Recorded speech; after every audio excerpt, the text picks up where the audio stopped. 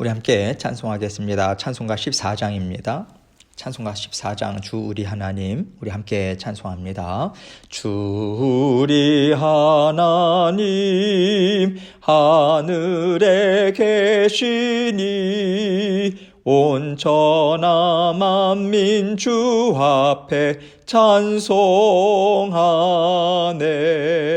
이 천지 만물도 주 앞에 엎드려 그 거룩하신 이름을 높이네. 주 언약하신 것 끝까지 지키니 저 하늘나라 향하여 곧 가리라. 주 얼굴 배울 때 내 마음이 기쁘고 영원히 주의 영광을 찬양하리. 왕의 왕 되신 주 하늘에 계시니 이 세상 죄악 이기신 구주 예수. 저 천군 천사들 주 홍위하고서 무성도 함께 영원히 늘 섬기네. 성삼위일체께 승리한 무리들 다 기쁜 소리 높여서 감사드려. 창조주 하나님 내 주님 되시니 주 앞에 나도 엎드려 경배하네. 아멘. 기도하겠습니다. 하나님 아버지 감사합니다. 우리 하나님께서 우리 모든 성도님들 삶을 구석구석 다 다스려 주시고 하나님께서 일거수일투족 살피시며 보살펴 주셔서 정말 감사합니다. 아버지 하나님, 우리의 모든 무거운 짐들 우리 주 예수 그리스도 앞에 내어놓게 하시고 아버지 하나님께 의탁하고 주님께서 우리를 사랑으로 능력으로 완전하신 지혜로 다 다스리고 계심을 믿는 믿음으로 늘 평안한 마음 가질 수 있도록 은총 베풀어 주옵소서. 아버지 하나님께서 오늘도 그 삶으로 그 능력을 가진 하나님의 자녀들로 살아가라고 아버지 하나님의 말씀으로 하나님의 음성 들려주십니다. 우리 각자에게 들려오는 아버지 하나님의 음성 듣고 오늘도 주님의 말씀을 생각하고 또 삶 가운데 주님의 진리의 말씀을 살아내서 살아계셔서 역사하시고 말씀을 통해서 힘있게 움직이시는 아버지 하나님의 일하심을 목도하고 감사하는 저희들 될 수 있도록 은혜 베풀어 주옵소서. 모든 영광 아버지 하나님 앞에 올려드리오며 예수 그리스도의 귀하신 이름으로 기도합니다. 아멘. 하나님 말씀 욥기 26장 11절로 14절입니다. 욥기 26장 11절로 14절 말씀 제가 읽습니다. 그가 꾸짖으신 즉 하늘 기둥이 흔들리며 놀라느니라. 그는 능력으로 바다를 잔잔하게 하시며 지혜로 라합을 깨뜨리시며 그의 입김으로 하늘을 맑게 하시고 손으로 날렵한 뱀을 무찌르시나니 보라, 이런 것들은 그의 행사의 단편일 뿐이요 우리가 그에게서 들은 것도 속삭이는 소리일 뿐이니 그의 큰 능력의 우레소리를 누가 능히 헤아리랴.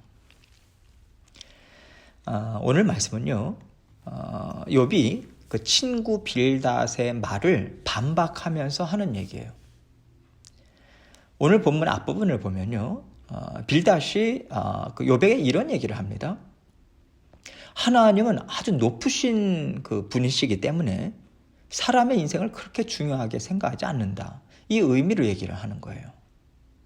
하나님은 우리가 얼마나 의로운지 또는 얼마나 죄가 많은지에 따라서 인생을 좌지우지하는 것이지, 우리가 마음을 다해서 살고자 하는 그러한 우리 심정, 또 우리의 연약함을 이해하고 받아주는 그런 사소한 것까지 관여하시는 분이 아니다. 그런 하나님이 아니야. 이렇게 빌닷은요, 자신이 아는 하나님에 대해서 얘기한 거예요. 빌닷이 욥에게 이렇게 말한 이유가 있죠. 그래도 욥, 너가 하나님을 사랑했고 하나님 앞에서 잘 살려고 애를 썼다는 것 가지고 너에게 죄가 없다고 자꾸 빠져나가려고 하지 마. 너가 지금 당한 고난을 너가 눈으로 봐라. 너에게 죄가 있다는 게 확실한 거거든. 그러니까 딴소리 하지 마. 높으신 하나님은 죄가 있냐 없냐 이것만을 살피시는 분이시고 의로우신 분이기 때문에 죄를 반드시 심판하시는 거야. 이 얘기를 하고 싶은 거예요. 그러니까 욥은 답답한 거죠. 아닌데, 내가 아는 하나님은 그런 분이 아닌데, 이 말을 하고 싶은 거예요. 욥이 하나님과 함께 살아오면서요, 하나님이 자기를 많이 사랑하시고 또 지혜도 가르쳐 주시고 세상의 어려움 그리고 기쁨, 이 모든 것들은 다 욥 자신을 위해서 하나님이 주시는 거라고 하는 깨달음을 얻고 살아왔거든요. 그렇기 때문에 욥은 지금 빌닷이 말하는 그 높이 계신 하나님, 이것을 받아들일 수가 없는 거예요. 높이 계시죠. 그러나 사람에게는 관심 없는 하나님, 그 정도로 떨어져 있는 하나님, 이것은 받아들일 수가 없다라고 하는 거예요. 빌닷보다 더 깊고 친밀한 관계를 하나님과 맺고 살아왔던 욥으로서는 당연한 거죠. 그래서 욥은요, 답답한 심정으로 자신이 알고 경험한 하나님에 대해서 지금 이렇게 이야기를 하고 있어요. 11절입니다. 그가 꾸짖으신 즉 하늘 기둥이 흔들리며 놀라느니라. 여기서 하늘 기둥이라고 하는 것은 높은 산들을 가리킵니다. 고대 그 사람들은요, 높은 산들이 하늘을 떠받치고 있다고 생각했어요. 그래서 이렇게 말한 것인데, 이것을 단지 높은 산들로만 한정해서 생각할 것이 아니라 그 자연 만물로 확대해서 생각해도 괜찮습니다. 그래서 바로 이어서 욥이 또 바다에 대해서 이야기를 하는 거 아니겠어요? 바다를 잔잔하게 하시는 하나님.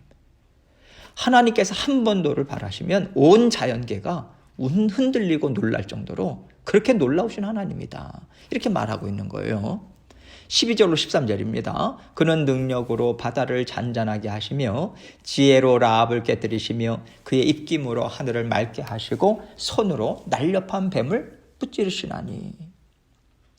바다까지 잔잔하게 하시는 하나님, 온 우주 만물, 자연 만물을 다스리시는 크신 하나님을 얘기하면서요, 거기에서 멈추지 않아요. 라합을 깨뜨리시고 날렵한 뱀을 무찌르신다, 이렇게 얘기합니다. 라합은요, 사람의 이름을 말하는 것이 아니라 세상에 악을 심기 위해서 하나님을 대적하면서 부지런히 일하고 있는 악한 영들을 가리켜요. 날렵한 뱀이라고 하는 표현 또한 사탄과 악한 영들을 가리키는 거죠. 여기서 뱀을 가리키면서 날렵하다 이렇게 이야기하는 것은, 이 날렵하다라고 하는 것은 재빠르다 라고 하는 것보다는 이 원어적인 뜻은요, 도망친다라고 하는 거예요. 요리조리 막 빼면서 도망가는 것, 이런 것들을 연상하면 되겠습니다. 아주 요리조리 빠져나가고요, 도망치는 악하고 아주 교활한 세상의 악한 세력들의 특성을 지금 얘기하고 있는 거예요. 하나님께서는 이러한 악한 영들까지도 지혜로 다스리시고 깨뜨리시고 손으로 무찌르신다, 이 얘기를 하는데, 이것은 무엇을 얘기하고자 하냐면, 하나님께서는 눈에 보이는 자연 만물 다 다스려 뿐만 아니라 사람들의 눈에 보이지 않는 영의 세계까지 지혜로 손으로 다 다스리고 계시다, 이 뜻인 거죠. 다시 말해서 하나님께서는요, 온 세상에 적극적으로 개입하시는 분이라는 거예요. 사람의 인생을 살피시고 다 주장하고 계시는 하나님이시다, 그렇게 욥은 얘기하고 있는 거죠. 하나님은 우리를 사랑하셔서 비도 주시오, 바람도 주시오, 땅에서 열매도 허락하시오. 또 죄를 지으면 꾸짖으시면서 우리 마음에 악한 것도 다 드러내셔서 깨끗이 씻어주시는, 그렇게 우리와 밀접하게 연결돼서 돌보시는 하나님이시다. 그 하나님이 얼마나 크신 하나님이신지 악한 영이든 자연이든 다 하나님의 다스림을 받고 있어. 내가 아는 하나님은 그런 하나님이야. 이 얘기를 하고 있는 거예요. 14절입니다. 보라, 이런 것들은 그의 행사의 단편일 뿐이요 우리가 그에게서 들은 것도 속삭이는 소리일 뿐이니 그의 큰 능력의 우레소리를 누가 능히 헤아리랴. 욥은요, 보라, 이런 것들은 그의 행사의 단편일 뿐이라 이렇게 말하고 있어요. 하나님에 대해서 사람들이 안다라고 하는 것, 그것은 단지 단편적인 한 조각만을 알 뿐이다. 이것을 고백하고 있는 거죠. 사실 욥도요, 하나님에 대해서 자기가 어느 정도는 알고 있다라고 생각했을 것입니다. 그런데 자기가 이런 고난을 당하고 보니까 지금까지 자신이 갖고 있던 하나님에 대한 지식으로는요, 해석을 할 수가 없는 거예요. 해석이 안 돼요. 그리고 그렇게 하나님을 열심을 다해서 섬긴다고 하는 친구들도 알고 보니까, 하는 말들 들어보니까, 또 행하는 일들을 보니까 하나님에 대해서 잘 모르고 있어요. 또 세상에 대해서도 무지하다라고 하는 것, 이것을 욥은 비로소 깨달은 거죠. 그래서 욥은요, 하나님에 대해서 알고 있다라고 하는 것이 너희나 나나 단편적으로 알고 있는 것뿐이야. 우리는 하나님이 하시는 일 완전하게 이해할 수 없어. 하나님, 우리는 완전하게 이해할 수 없어. 이것을 말하는 것이고요.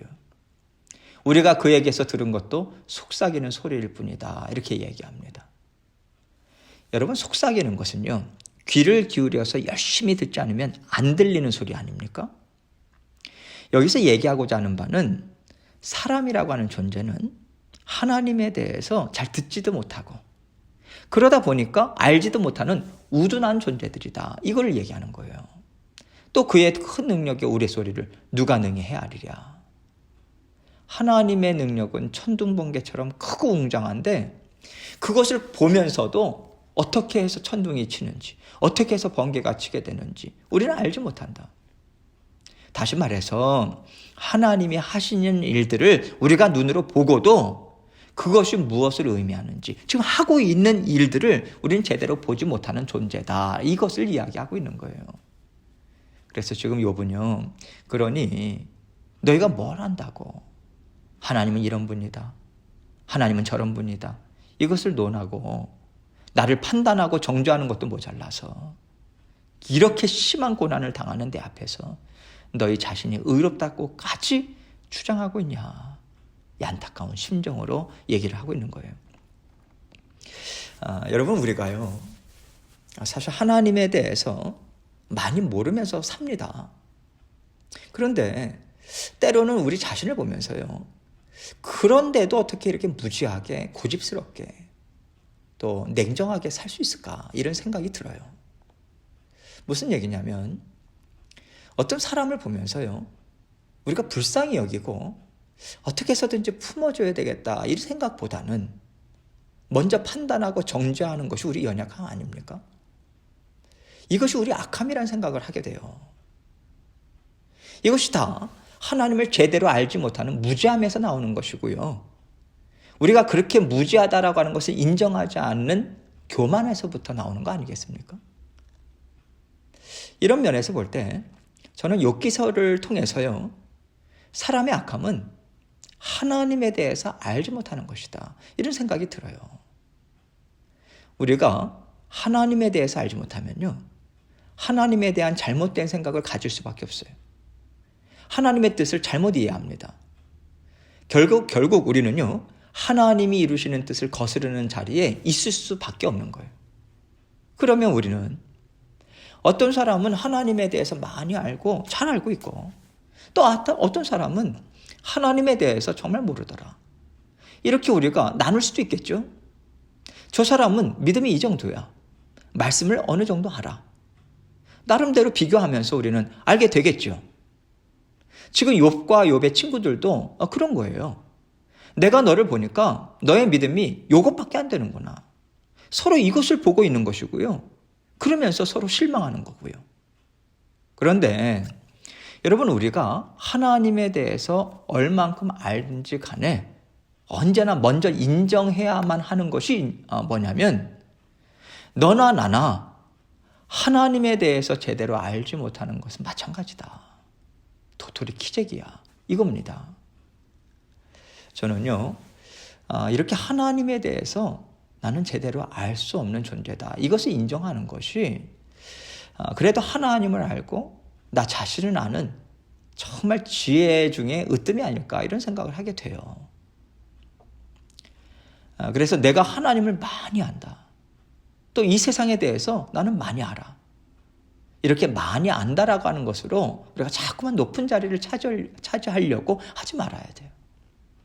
나는 모른다. 내가 알고 있는 것도 정확한지 잘 모르겠다. 이 겸손한 마음을 하나님 앞에서 가져야 된다고 생각해요. 오직 우리가 믿고 의지할 것이 무엇인가? 나를 구원하신 하나님의 사랑이에요. 나를 죽기까지 사랑해서 찾아오신 예수 그리스도의 사랑과 헌신입니다. 이렇게 나를 정말 사랑하셔서 찾아오시고 함께 살고 계시는 하나님이, 예수 그리스도가, 성령님이 지금 나와 함께하고 계시다. 이 믿음을 붙잡고요. 하나님은 예수님을 통해서 우리를 지키시고 보호하신다고 약속하셨다. 또 우리를 정금과 같이 나오게 하시려고 계속해서 단련하시고 자라나게 하신다. 그래서 이 모든 것들, 내가 만나고 내가 겪게 되는 모든 것들이 다 그러한 선하신 주님의 뜻 안에 있지 않을까? 이 생각이 우리에게 필요하다고 생각해요. 이렇게 우리가요, 하나님께서 주신 말씀의 테두리 안에 이 일도 집어넣고요, 저 일도 집어넣고요, 저 사람도 집어넣고 나 자신도 집어넣어서 그 안에서 보려고 하고 그것으로 해석하는 일에 집중하는 것이 최선이라고 생각합니다. 이 자리에 있을 때만이 우리는 하나님이 주시는 지혜와 은혜와 능력을 제대로 받아 누릴 수 있어요. 그게 왜 중요하냐면 나도 넘어지지 않고요, 상대방도 넘어지지 않게 하는 안전한 믿음 생활이 그것으로부터 출발하기 때문에 그렇습니다. 내가 얼마나 무지한가, 내가 얼마나 연약한 존재인가, 이것을 많이 깨닫는 자가 하나님과 동행하는 그러한 자녀인 거지, 나는 하나님을 많이 알아, 나 믿음 좋아, 이렇게 생각한다면요, 하나님과 동행한다기보다는 하나님보다 앞서가는 거예요. 그릇된 길로 가고 있다는 거예요. 지금 보세요. 하나님은요, 욥을 사랑스러워 하십니다. 대견해 하세요. 그리고 그에게 하나님의 크신 사랑을 더 많이 주기 위해서 일하고 계십니다. 그런데 자기 믿음이 좋다고, 나는 하나님을 잘 안다고 그렇게 생각하는 욥의 친구들이 하나님이 하시는 일을 지금 거스르고 있잖아요. 전면으로 반박하고 있는 거거든요. 이것을 통해서 우리는요, 나 또한 욥의 친구들처럼 살기가 참 쉬운 존재다, 이 경각심 가져야 합니다. 그래서 나는 잘 알고 있어, 내가 옳아, 이러한 생각, 이 믿음이 강할 때요, 내가 지금 하나님보다 앞장서 있구나, 하나님이 기뻐하시는 일을 틀렸다고 내가 손가락질을 하고 있는 것일 수도 있겠구나, 이런 생각을 한 번쯤은 해볼 필요가 있습니다. 하나님께서 보실 때 욥도 부족하고요, 욥의 친구들도 부족해요. 그런데 하나님이 욥을 의롭다고 여겨주시는 이유가 무엇일까요? 하나님의 선하신 마음 때문인 것 같습니다. 그리고요, 적어도 하나님 앞에서 마음을 다해서 하나님을 의지하고자 하고 또 하나님 사랑에 보답하고자 하는 그러한 애쓰는 심령을 하나님은 크게 보시지 않을까, 이런 생각을 하게 돼요. 하나님이 나를 구원해 주셨는데, 하나님이 지금도 나와 함께 하시는데 내가 어떻게 이런 욕심을 부리겠는가? 하나님은 정말 좋으신 분인데 어떻게 내가 이런 불만을 가질 수 있겠는가? 이 믿음을 가지고요, 이 마음 가지고 만족하고 감사하고 인내하면서 또 소망을 갖고 산다면 하나님께서 그것으로 우리를 보시면서 의롭다고 아름답다고 하시지 않을까요?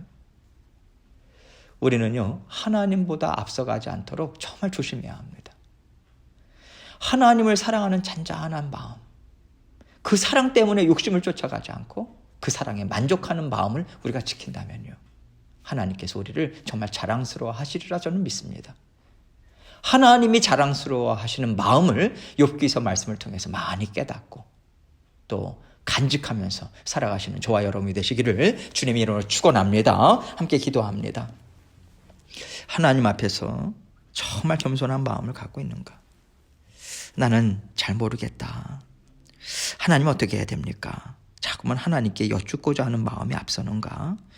아니면 이미 내가 알고 있다고 판단하고 이러한 마음들이 앞서고 있는가? 우리가 살피시면서요, 하나님께 먼저 또 하나님 앞에 우리의 신앙의 온매무새를 가다듬고 또 여러 가지 기도 제목 가지고 하나님께 나아가도록 하겠습니다.